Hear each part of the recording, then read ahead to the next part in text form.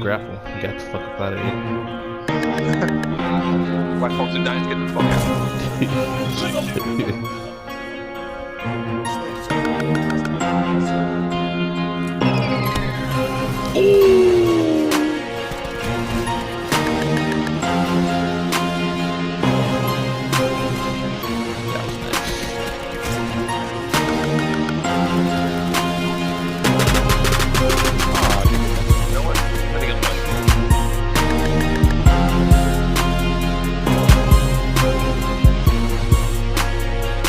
What's going on, y'all? It's your boy Blizo, Brasko, baby. To my new subs, welcome. To my OG subs, my notification squad, and my 360p players, welcome back, baby. So we looking at some Black Ops 4 Team Deathmatch, Black Ops 4 beta.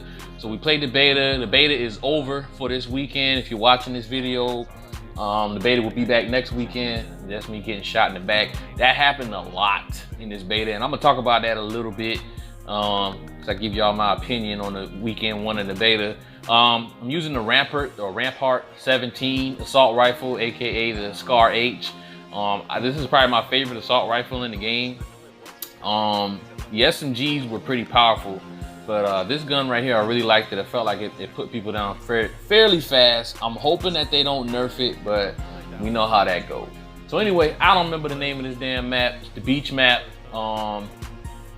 And I want to talk about this game a little bit, just briefly. So first thing I want to talk about, man, is the graphics on the game. The graphics on the game, it's weird, okay? So Black Ops 3 was the last game that Treyarch put out. And even though Black Ops 3 had some bright, vibrant colors and whatnot, damn, look at that. Quick scope like a mother. I don't even want to see the shit. I'm just gonna click right on through it. Damn. But Black Ops 3 had some bright, vibrant colors, but it still had a certain realism to it. This game to me looks like a cartoon, and it looks like a mix between Overwatch, PUBG, Fortnite, and traditional Call of Duty. And I'm pretty sure they did that to market it to kids, especially with that blackout mode, since Battle Royale is like the next hot thing or whatever. And I don't dislike the graphics, but I don't like it either. It doesn't look realistic to me. It looks like a fucking cartoon, man. Everything from the play of the game or best play, when you're picking your character, the characters even look real cartoonish, if that's even a word.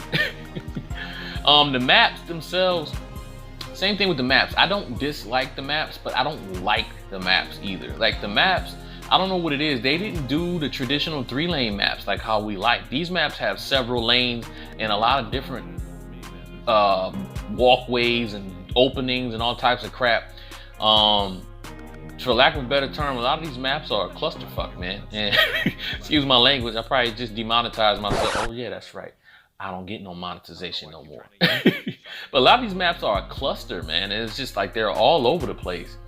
But they're not too bad. Like they still have somewhat of a little bit of flow to them, but they don't have the traditional 3 lanes how we like, which to me, I wish they would have had more 3-lane maps. I'm about to go up in here. I'm trying to kill this dude without blowing myself up, because he was putting trip mines up in there the whole match.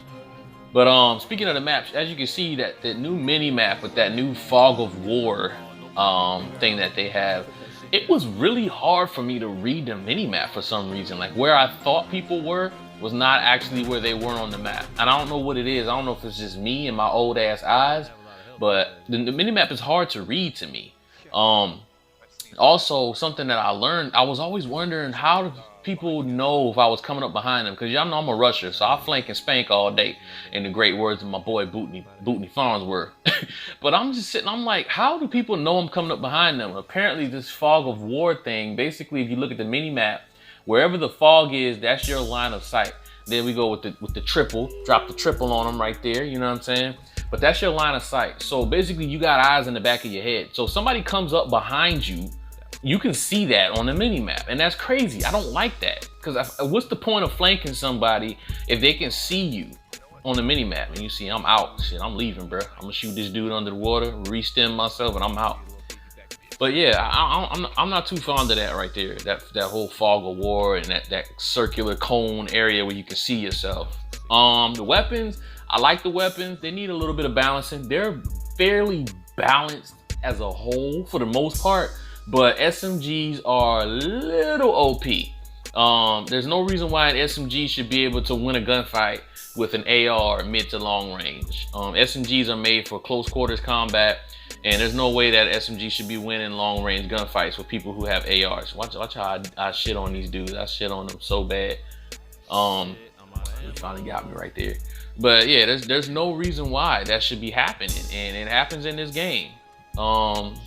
So you see, I just threw out my little care package beacon. I'm gonna get a gunship out of there. So let's talk about the streaks real quick. The streaks are traditional, typical streaks that we've seen all these streaks before in Treyarch games. This is the gunship right here. I'm getting ready to call it in. It took me a little while to learn how to use this thing. I ain't used a gunship since freaking Modern Warfare days. So it took me a little while to learn how to use it. And like I said, the maps are a little bit of a cluster, so it was kind of hard to find people to kill, but I think the streaks need a little bit of a buff, just a little bit, you know what I'm saying? Like, they don't go outrageous with them, but they need a little bit of a buff. They need a little bit of help. The length of time that you have, like the gunship, you see down in the right hand corner, it tells you how much time you have left in the gunship. I think that's perfect. I don't think they should do anything to it, but I do think they should buff some of the streaks and make them a little bit more powerful, make them, you know, worth earning or whatever. Let's talk about the specialists. So the specialists are back. What I like that they did was each specialist weapon or ability is like a primitive version of what they had in Black Ops 3. I think that's pretty cool the way they did that, since this is supposed to be set between Black Ops 2 and 3. It's kind of like the beginning versions or the early versions of those weapons or whatnot. And I think that's pretty cool. I think all of the specialists are good. I don't think any of them are bad. I think my favorite one is Crash, which I'll be doing a video on Crash a little bit later. And my least favorite specialist is probably Torque. And he's not a bad specialist, but I'm just a rusher. I'm not a camper. Torque is a camper specialist. I used him a couple of times, and it was decent for what it was, but with my play style, Torque is not good. Y'all don't call Peter on me for grab slamming his dog, but he had it coming. I thought he was gonna bite me, so it was either him or me. Yeah, the specialists are good, man. The abilities are good. The specialist weapons or payloads or whatever you want to call them, they're good. A lot of people don't like the new way that you have to heal yourself with the stim packs and you having to basically shoot up heroin, as my boy Big Guns would say. But I like it. I think it adds a new element to the game, a new learning curve for a lot of people, and you can control when you heal. You don't have to wait anymore to heal. You can duck behind cover and heal yourself and get back into the gunfight. Speaking of gunfights, that was another thing that I had an issue with. Especially on day one, a lot of the gunfights seem very inconsistent. They upped the health on this game, so the time to kill is a little bit higher than we're used to, but it was very inconsistent. There was sometimes when I would get in gunfights and it seemed like I got melted, and then there was times when I got in gunfights and it seemed like it took forever for me to put the person down. And I'm gonna attribute that to connection. I think the connection in the game was a little bit wonky, as usual with Call of Duty. Here we go. You can see I got the play of the game right here. You know what I'm saying? Grab slam these boys. I like this new feature. It's kind of weird. The grab thing is still on my back and slam them. But we gonna pretend like that didn't just happen. But yeah. So I don't know how I feel about that. Hoping that's something that they can fix. I mean, Call of Duty isn't exactly known for having, good servers or whatever, but we'll see if they fix it.